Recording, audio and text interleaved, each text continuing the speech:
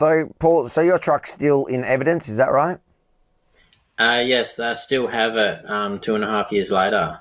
And why do you think they're targeting you? Why do you think they haven't just let it go? I really unsure, besides the fact that it made a big statement on the day. I think also if they're successful with what they're doing with me, next time people want to stand up for what they believe in, who's going to do that? Because they'll be all too afraid.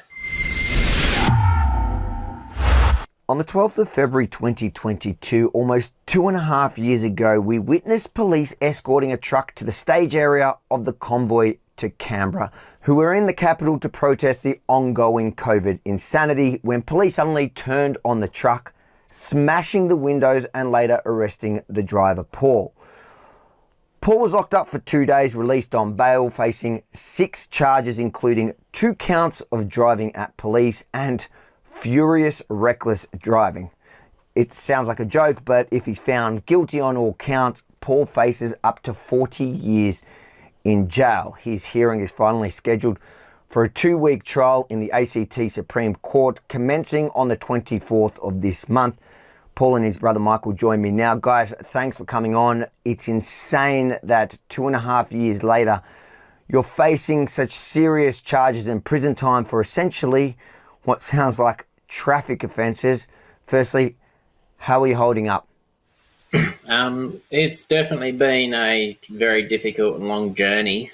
You're kind of a bit in limbo, and your life gets put on hold. I'm not sure, which is worse, but just the fact that your life's in limbo for 2.5 years, and you can't really move on. It's definitely a difficult situation. Well, the process is often the punishment for what seemed like in the footage to be following orders. It was all calm. Police were marching you through, and then boom, we're seeing in this new footage really smashing in that window to what was clearly somebody who wasn't ready. Michael, how's it been for you, and what are you expecting to happen this month? Yeah, it's been an interesting experience, I'd give it that much. It just consumes so much of your life, trying to get some common sense out of the whole situation, which is just quite absurd that, there was a couple 100,000 people or whatever number you want to put on it down there. As everyone can see, it didn't cause any damage, was managing to navigate a fairly big heavy vehicle through a very large parade or whatever you want to call it of people. Yeah, there was. He was doing it quite safely as well, and everybody was there has said the same thing. Let me just show you something that happened a few hours later in Canberra. Oh, did you see that? A maniac. Yeah, I am. So get the out of Canberra because there are a lot of us. Good. Yeah. You're a maniac. Oh! Oh, I'm so sorry, Emma. I'm so sorry. How's that? You idiot. You are So in that footage there, you could see the intent was clear. She was there to cause harm and damage and had zero care for anyone around her. In fact, she wanted to hurt them. And she was charged with something minor and got off lightly. Why do you think in that case, in the same capital city, only hours apart, one without intent to cause harm to anyone following police orders, the other directly going to target their victims and causing serious damage, got off lightly? Can you explain it to me? If I could explain that, I'd be a fairly big genius, because I don't think anyone can explain that, to be honest.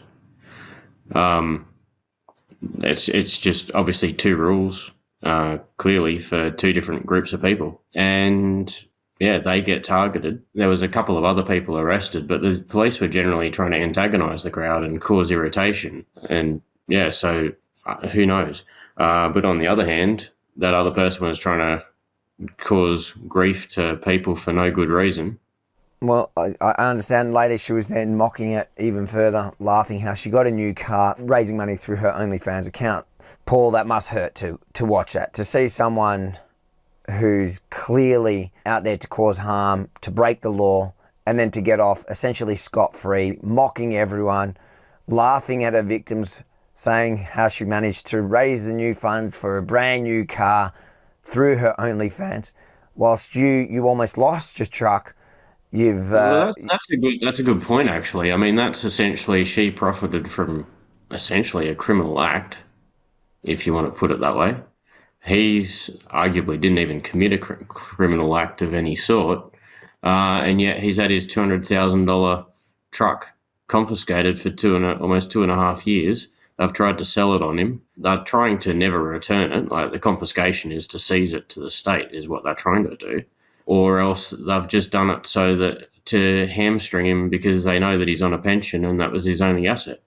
Seem to use those sorts of things as a bit of a game to tie up his potential funds to fund his defence anyway. So Paul, so your truck's still in evidence, is that right? Yes, they still have it 2.5 years later. And why do you think they're targeting you? Why do you think they haven't just let it go? I really unsure, besides the fact that it made a big statement on the day. I think also if they're successful with what they're doing with me, next time people want to stand up for what they believe in, who's going to do that? Because they'll be all too afraid. And how are you feeling about your case? Are you confident? Well, I guess I feel like I know what's right, and but yeah, I guess am I confident in the system? That's another sort of question.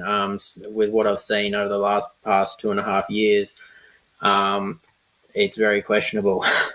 Yeah, I get it. Well, we'll cover your case the whole time. You know, the people that have been watching this story closely over the last now 2.5 years. Where can people keep up to date and support you in your current battle? Yeah, there's 2 different websites you can go to. One is freedomtruck.au, so just freedomtruck.au. They go straight through to the fundraising page that's running for him. We're about halfway towards the funds that we need to be able to fund a reasonable defence at trial. The other website that has a bit more details and access links through to the Facebook page and everything is convoytocanberra.com. We'll get you there. Paul, what's your message to people who have kind of forgotten about the COVID era and the kind of lengths the state went to shut down any sort of dissent? Well, I guess from a historical point of view, if we saw what they did a few years ago, they're only going to keep trying to take and take and take. So unfortunately, they really just gave us a view of the future if people let things go. It's certainly a warning. Final messages to the public now. Michael?